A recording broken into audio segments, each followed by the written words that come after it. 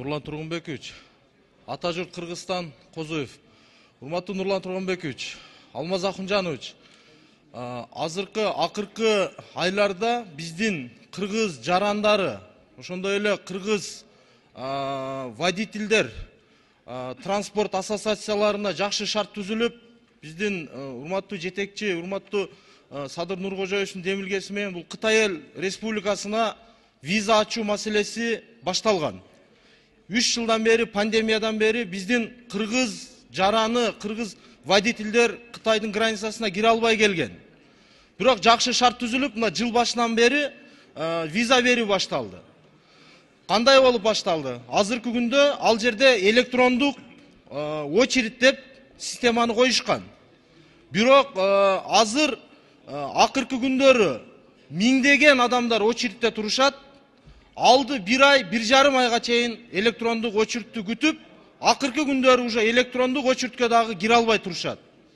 Ошол эле Тышкы иштер министрлигинин жана ошондой эле Кытай Эл Республикасынын посольствосунда иштеген биздин кыргыз кызматкерлердин демилгеси мененби, же ошол ортодогу бир 3-4 кишинин кызыкчылыгы менен виза маселеси өтө чоң бир коррупциялык схемаларга түрткү болуп атат.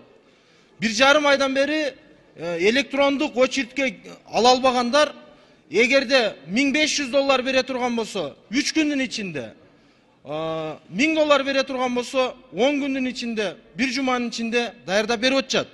Өтө чоң көйгөй болуп атат. Биздин жөнөкөй карапайым водительдер кыйналып атышат ал жерде. Алар Кытайга виза ала албай, ал жердеги мурда $1500 болгон жол акысы азыр $4500 чейин чыгып кетти.